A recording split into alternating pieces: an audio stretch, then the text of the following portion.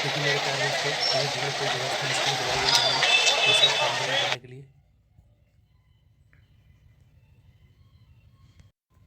मेरे प्यारे बच्चों, एनटीपीसी का जो रिजल्ट आया हुआ वो मेरी समझ से बिल्कुल बाहर है। एक बार थोड़ा सा वीडियो को लाइक और शेयर थम्स अप कर दीजिए और मैं आज आपके साथ बिल्कुल पूरा सपोर्ट में उतरा। मेरे प्यारे बच्चे, माय डियर, आपके लिए मेरे पे फुल सपोर्ट है। बच्चे बहुत दिनों से कह रहे थे गुरुजी आप अपना सपोर्ट करिए, तो माय डियर देखिए मैंने आपको बताया भी था कि चैनल मेरा चैनल नहीं है भैया, ये चैनल आपका चैनल है।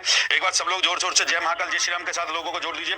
आज देखिए धांसू सर का सपोर्ट, भैया मैदान जंग में धांसू सर आ चुके हैं और जंग का ऐलान हो चुका है। हर हर महादेव, जय महाकाल। एक बार कमेंट ऑप्शन दबा के लाइक और शेयर ठोक दीजिए, जय महाकाल बोल दीजिए। अब मैदान जंग में आ चुके हैं धांसू सर और भैया अब धांसू जंग होगी एकदम, जो है चिंता करने का जरूरत नहीं। अब लौंडे अकेले नहीं है भैया, पहले मैदान जंग में धांसू सर नहीं थे। हमने नौकरी को छोड़ा तो लौंडों के लिए छोड़ा। महाकाल के आशीर्वाद से सौगंध है महाकाल की भैया, एकदम जो है चिंता करने का जरूरत नहीं। ये हिंदुस्तान वो देश है भैया जहां पे आप जानते हो प्यार से नहीं मिलता है भैया। अगर आजादी मिली तो लड़के मिली, और अगर आपको एनटीपीसी के इस जंग में अगर आपको जीतना है तो भैया लड़ना पड़ेगा महाकाल के आशीर्वाद से, और धांसू सर आपके साथ है भैया। तो मैदान जंग में अब धांसू सर उतर चुके, इस बात का आगाज कर दीजिए हिंदुस्तान के कोने कोने में। मेरे प्यारे बच्चों, हम मैदान जंग का हम ऐलान करते हैं कि भैया जल्द ही मैदान जंग में आप लोगों के लिए मैं आ रहा हूं। मेरे प्यारे बच्चों, आपके सपोर्ट के लिए आ रहा हूं भैया, चिंता करने का जरूरत नहीं है। देखो मुझे दुख इसी बात का होता था, 2 साल से मैं पढ़ा रहा था पर मैं आपका सपोर्ट नहीं कर रहा था। दर्द था मेरे सीने के अंदर, वो सारा दर्द आएगा महाकाल के आशीर्वाद से। जंग लड़ूंगा आप लोगों के लिए, चिंता करने का जरूरत नहीं है। आग लगा दूंगा हिंदुस्तान के अंदर, उन लौंडों के लिए आग लगा दूंगा मेरे प्यारे बच्चों।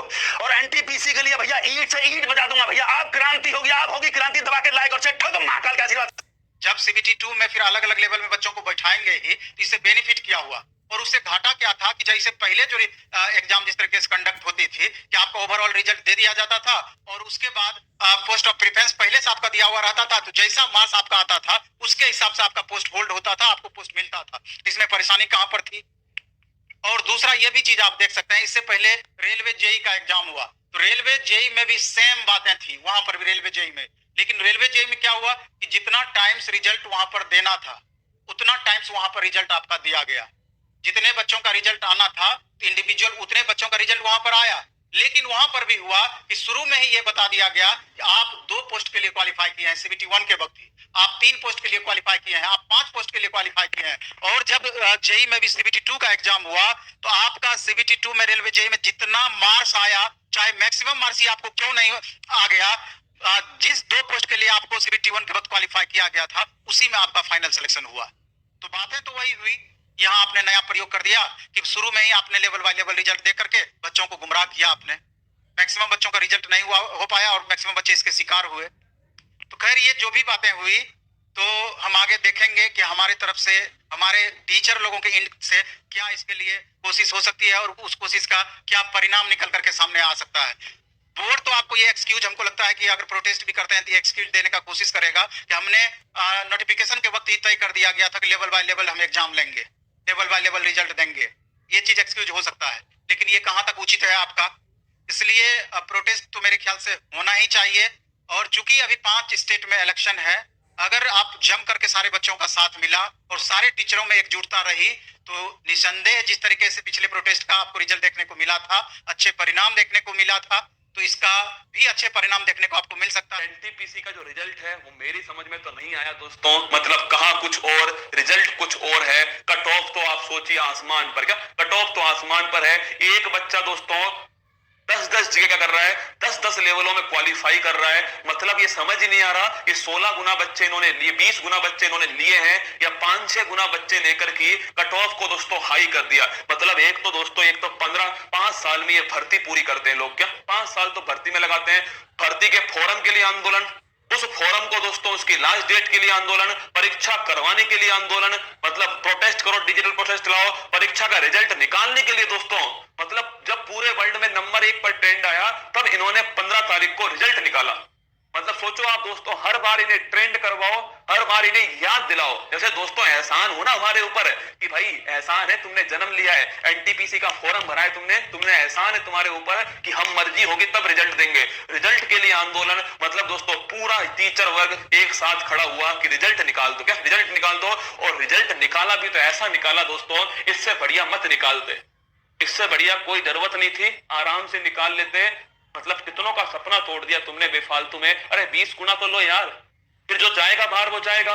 मतलब जितनी कट ऑफ तुमने दी है, चलो मान लिया नॉर्मलाइजेशन हो गया, पर उसके बाद भी तुम्हारी जो कट ऑफ है उसका देखा है तुमने लेवल कितना है कट ऑफ का। इतने नंबर कौन लेकर आएगा, एक बात बताओ। और तुम्हें बाहर करना ही था तो वैसे ही बोल देते कि 5 गुना लेंगे हम, क्यों बोला 20 गुना लोगे, पहले ही बोल देते ना 5 गुना लेंगे। कम से कम दोस्तों जिनके 60 से ऊपर नंबर आ रहे थे उनका कितना हौसला टूटा होगा, वो एग्जाम देने में डरेंगे दोबारा। बात को समझो भाई, आप इतनी बड़ी बड़ी संस्थान हो यार, इतनी बड़ी बड़ी आप मतलब कितनी जिम्मेदारियां आपके ऊपर हैं, आप क्यों हौसला तोड़ रहे हो किसी का। ये परीक्षा हौसला बनाने के लिए बनाई गई है, तोड़ने के लिए बनाई गई है। मतलब 20 गुना बच्चे तो ले लो यार, बाकी तो देख लेंगे, जो बाहर होगा वो होगा दोस्तों, वो अगली बार मेहनत करेगा। मतलब क्या आप ये सोचे कि भाई बंदा कि हाँ 100 नंबर आएंगे तो भी कंफर्म नहीं है होगा कि नहीं होगा, 90 आएंगे तो भी कंफर्म नहीं है, 70 आएंगे तो भी कंफर्म नहीं है, 60 आएंगे तो छोड़ ही दीजिए। आप क्या चाहते हो आप भाई, पहले ही बता दो भाई। CBT 2 में फिर आप सभी यही करने वाले हो कि 20 गुना का बोल के 5-6 गुना में चिपका दिए बच्चे परेशान हो रहे हैं। क्या करें, बच्चा भी क्या करे और टीचर भी क्या करे, आप ये बताओ दोस्तों। टीचर भी कहां तक लड़े, पढ़ाई या लड़े, दोनों में यही समझ में नहीं आ रहा कि आजकल लड़े या पढ़ाई कर। अभी क्या हुआ, रिजल्ट आया रेलवे RRB NTPC का, इसने लड़कों को एक नया दुख देके रख दिया। इसने क्या किया है कि कहा था कि 20 गुना रिजल्ट देंगे। इसकी कहानी टोटल सुनिए। 2019 में इसकी वैकेंसी निकली, एग्जाम में नहीं ले रहा था। 2020 में हम लोग ने स्पीक अप और रेलवे ने SSC का कैंपेन चलाया, तब ससुरा एग्जाम लिया। एग्जाम लेने के बाद क्या किया, रिजल्ट नहीं दिया। फिर दिसंबर 2021 में हम लोग कैंपेन किए, 8 मिलियन ट्वीट किए लोग कि रिजल्ट दो, तो रिजल्ट दिया ससुरा। रिजल्ट में कहा था 20 गुना देंगे, 3 से 4 गुना रिजल्ट दिया है। अब कह रहा है कि 20 गुना है। कैसे किया, इतना बड़का चोर है ससुराई कि एक लड़का का, एक कैंडिडेट का 4 जगह 4 बार रिजल्ट दिया और उसको 4 जगह गिन रहा है। देखो 4 गुना है यहाँ पे, यहाँ तो ये नौटंकी करके रख दिया। तकलीफ होता है इतना मेहनत करने के बाद भी लड़कों के लिए, जब जानबूझ के बर्बाद किया जाता है इस तरह से, तब काफी ज्यादा तकलीफ होती है। लड़कों की लाइफ से खेल रहा है और इसके लिए लड़के आप टेंशन नहीं लेंगे। आपके एग्जाम के लिए, रिजल्ट के लिए हम लोग साथ खड़े थे। आपका जब फोटो रिजेक्ट किया था, जो काले लड़के थे उनका फोटो रिजेक्ट कर दिया था, 4-4.5 लाख लड़कों का, 3 महीना लड़ा आदमी, लेकिन रिजल्ट वापस लेके आया था उनका मॉडिफिकेशन लिंक। इसको भी सुधारा जाएगा। और एक स्टूडेंट क्या कह रहा था कि सर आप हम लोग के लिए आवाज उठाइए। यार तुम्हें बोलना पड़ेगा कि स्टूडेंट के लिए आवाज उठाए। हम किस समय आपकी आवाज नहीं उठाए। जब भी आपके साथ कोई समस्या होगी, हमेशा आपके साथ खड़े रहेंगे, हमेशा आपके हक के लिए आवाज उठाएंगे। और जिस दिन खान सर आपके लिए आवाज नहीं उठाए, उस दिन समझ जाइए कि ऊपर वाले ने खान सर को उठा लिया। हम लोग बहुत जल्दी इसको वेल तरीके से सारे टीचर्स के साथ हम भी सबको कॉल कर रहे हैं कि आगे क्या रणनीति है, इसको कैसे सुधारा जाएगा, सुधार के हम लोग लिया जाएगा। आई होप आप अपना उम्मीद नहीं खोएंगे। आगे फिर से जो नेक्स्ट एग्जाम है उसके लिए भी तैयारी में लगे रहेंगे। मिलेंगे नेक्स्ट क्लास में। जय हिंद। कट ऑफ हाई जाने के रीजन है कुछ, उन रीजन को हमें एडमिट भी नहीं करना चाहिए, बिकॉज वो बेफालतू के रीजन है, वो पहले से बताए हुए रीजन नहीं है। क्योंकि NTPC CBT 1 का कल रिजल्ट आया, कल रिजल्ट आने से पहले ठीक लोगों की मेंटलिटी या बच्चों की या टीचर्स की मेंटलिटी क्या होती थी कि 10 पोस्ट के लिए, एक पोस्ट के लिए 10 बच्चे फाइट करें।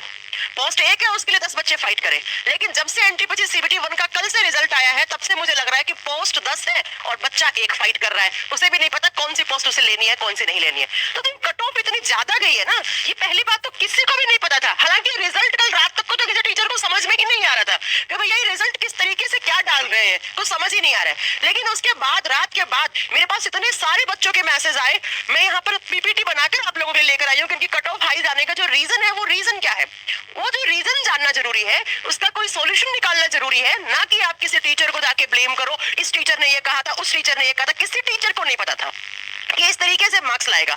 तो कल से पहले सबकी सोच यही थी कि भैया 1 पोस्ट है उसके लिए 10 बच्चे फाइट करो। लेकिन जैसे ही NTPC CBT 1 का रिजल्ट आया तो सबकी आंखें खुली रह गई, क्योंकि वहां पर क्या है कि 10 पोस्ट है और बच्चा आपका 1 ही है फाइट करने वाला।